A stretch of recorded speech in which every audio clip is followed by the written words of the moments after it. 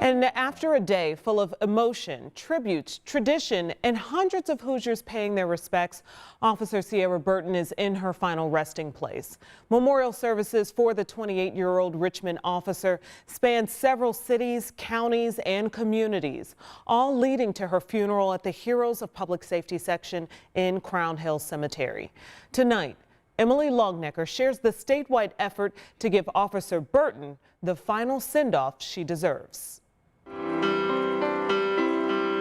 She was remembered as a warrior and hero who gave her life in service to her community. But for the woman who was days away from marrying fallen Richmond police officer Seara Burton before she was shot during a traffic stop, the 28-year-old was remembered as the woman who left her fiancé love notes around the house and made her coffee every morning. Behind that badge was the woman of my dreams. A woman who could be treated and talked to in awful ways for 8 hours a day at work and could still come home and laugh and be so kind-hearted. At a funeral attended by hundreds at Richmond High School, Burton's fiancé, also named Seara, paid tribute to the woman she planned to spend the rest of her life with. A woman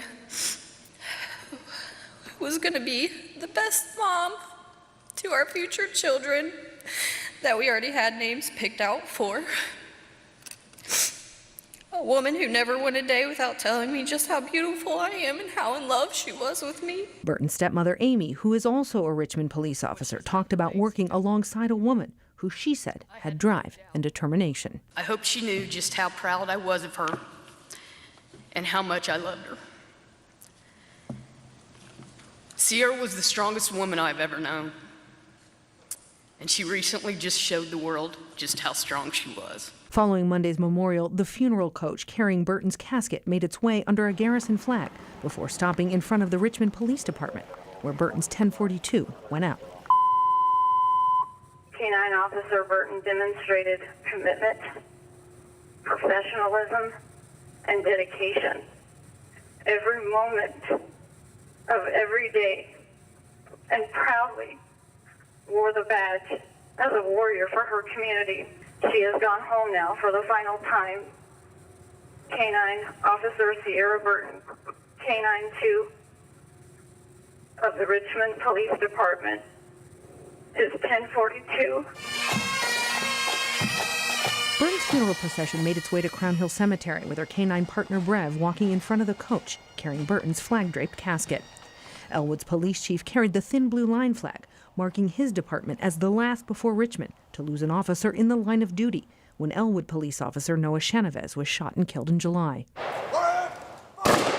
A rifle salute pierced the quiet afternoon as Burton's family looked on, her mother receiving the folded American flag that covered Burton's casket. Officers from across the country, including Brev, filed past Burton's casket, leaving a carnation on top of it. The last one laid came from her stepmom and fellow officer Amy, who said she loved Burton like a daughter, a woman who she said she was proud to walk beside, a woman and fellow officer who she saluted Monday for the final time. Thanks to Emily Longnecker there. Officer Burton's procession took friends, family, and fellow officers more than 70 miles through central Indiana before arriving at Crown Hill Cemetery. We saw roads flooded with people coming out to show their support and pay respects. Tonight, we wanted to share some of the kind words from Hoosiers who lined the route. I just wanted to be here today to show my respect for that ultimate sacrifice that she gave and the true fighter that she was as she fought to try to live. Richmond pulls together. We have each other's back, and she was never alone. It's moving. It's very moving, and it just makes you realize how much our officers are doing for us to keep us safe in risking their lives. A lot of emotions throughout the procession from Richmond to Indianapolis.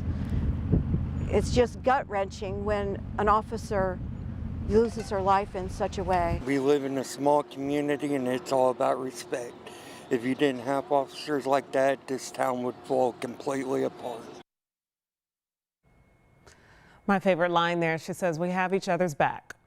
Well, we've collected all of today's coverage from her memorial service and burial. You can find that along with tributes from Hoosiers and police departments right now on WTHR.com.